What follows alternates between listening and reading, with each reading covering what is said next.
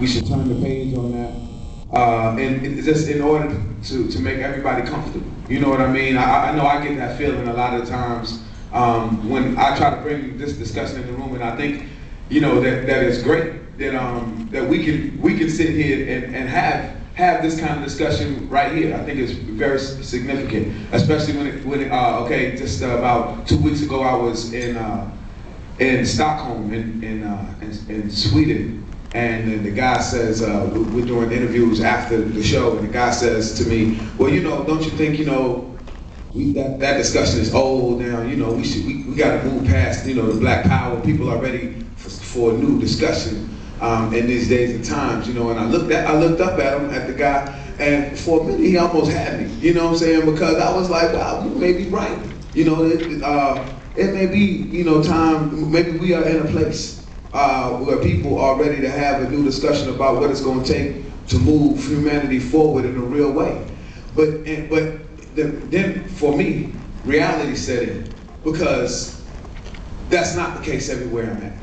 That might be the case in Stockholm, but it definitely is not the case in Brooklyn, New York. We're in that discussion where the discussion for Black Power is most necessary.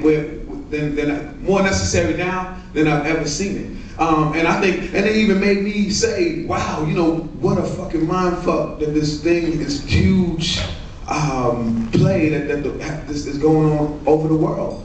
Because in this particular place, I can feel like, damn, you might be right. Like, this shit is antiquated, I need to move. But I know the reality of what we live under. I know it. But he's able to live in Stockholm. He's able to live, you know, because it takes, when they put the system in power, 500 years, capitalism, when it got rolling, it was built from the brigandage, blood, sweat, and tears of African peoples free and abused labor, right? That's how this particular system was built. So when it was built, when it came into fruition, it knew that it couldn't run that way forever. You know, so in order to keep capitalism going, and you know, the founders of it, the architects of capitalism, will lay it out to you quite that simple. Even in their little footnotes, they'll tell you where Africa is. They won't put it in the main part, but they'll put it in the footnotes of the writings of what happened. So I mean, y'all college students, and I studied this. I got my revolutionary theory from a man named Omali Yeshitela. And so he was able to teach me that in this kind of capitalism, because we living in the system right now, in this kind of capitalism, when it's so strong and when it can run, because there was a time, like what Umi was saying about coming out of college, where getting a job was not a problem for African people. It was 100% employment in the hood, and that's called slavery. I mean, you didn't have anywhere else to go. Matter of fact, if you didn't work, you get your ass beat. You know, there was a time. Now, unemployment or joblessness is like almost at 58% in the African community, and going on in New York and in Indiana, you know. But like I said, I want to revert back to the time when we're talking about 100% employment was happening. And that's how they built this country. That's how they built this place. So upon that, they knew when there was 100% employment, they said, well, this system's going to continue to run just like this. It's going to be just fine. And that place in history was when capitalism was called robust capitalism. And then they knew that they would endure a part of the system where emancipation came, where the so-called free enterprise would engage and people would be able to enter it at its own risk at whatever point it could. That's what made capitalism enticing to everybody else in the whole world. So, and here we are in the crisis of imperialism that we have today.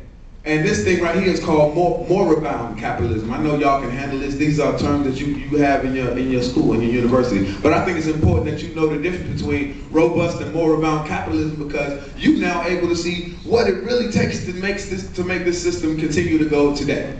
And that's a hell of a lot of coercion. That's a hell of a lot of propaganda. That's a hell of a lot of TV commercials to get your ass to move in a desired manner. Power. The ability to define a phenomenon and make it act in a desired manner. They are making you act in a desired manner.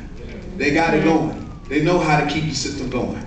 They know they can't run it on the same old whip, crack, chain slavery that they had back in the day. So now what are they doing? They're employing brand new tactics. And so you got to get hip to it. You wise to it. You say, damn, is that the reason why the dollar is so weak today? You have to call the question and say yes. So then, the importance for the discussion of Black Power right now is needed more than ever. Why?